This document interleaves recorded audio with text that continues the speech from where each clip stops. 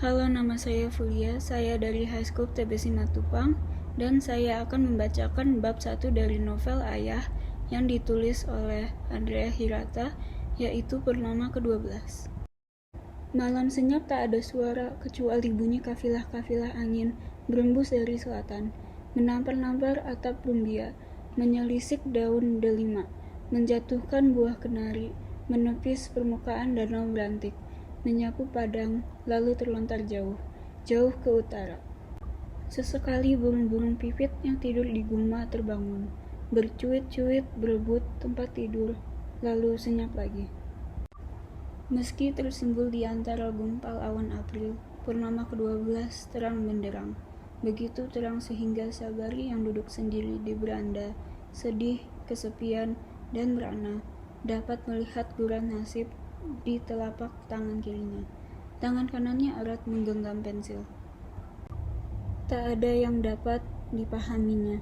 Telapak tangannya adalah anak-anak sungai yang tak tentu mana hulu, mana hilirnya. Sabari terombang-ambing di riaknya, timbul tenggelam. Di bekapnya pensil itu, bunga-bunga ilalang berterbangan dalam dadanya. Seekor kucing berbulu hitam tetapi telah berubah menjadi abu-abu karena suka tidur di tungku.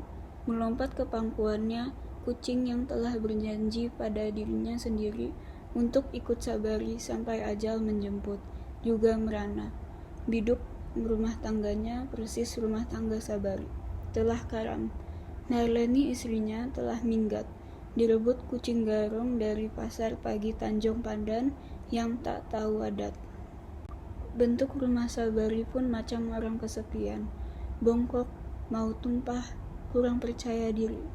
Sebatang pohon delima di pojok kanan perkarangan ikut-ikutan kesepian. Mereka termasuk pohon delima itu, rindu kepada Marleni, dan terutama Zoro. Abu Meong, nama kucing tadi, meloncat dari pangkuan juragannya, lalu melangkah menuju dapur dengan gaya seperti orang habis melemparkan bola bowling. Penuh gaya tetapi palsu. Selain patah hati, kucing dapur itu juga menderita tekanan batin, post-power syndrome, istilah masa kini, sejak tikus-tikus di rumah itu minggat. Tetangga kiri kanan bilang, tikus-tikus itu tak tahan karena Sabari selalu muram, tak ceria seperti dulu. Guncai, tukang kredit alat rumah tangga, malah menyebarkan gosip tak sedap.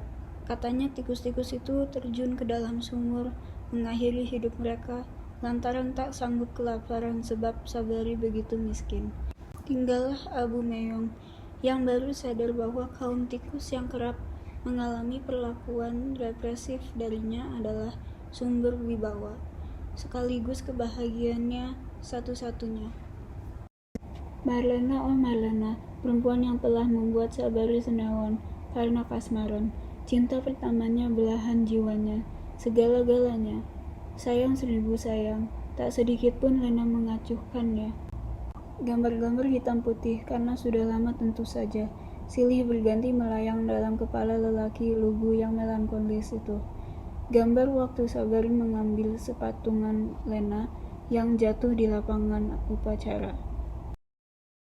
Siapa yang menyuruhmu mengambilnya? Siapa? Aku bisa mengambilnya sendiri.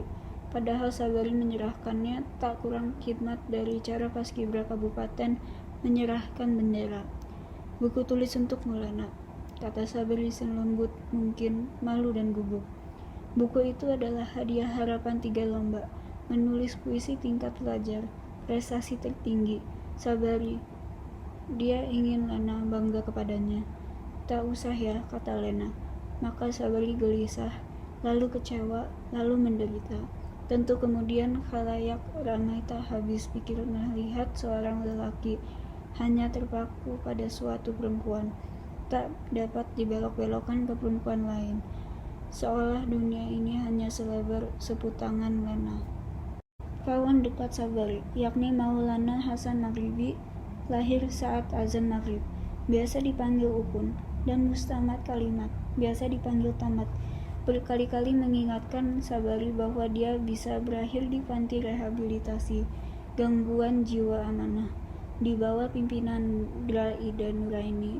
Apabila kepalanya yang ditumbuhi rambut keriting bergumpal-gumpal itu hanya dipenuhi bayangan Lena, Sabari bergidik. Dia pun sering mengingatkan dirinya sendiri akan hal itu. Itulah bab 1 buku Ayah yang ditulis oleh Andrea Hirata. Terima kasih.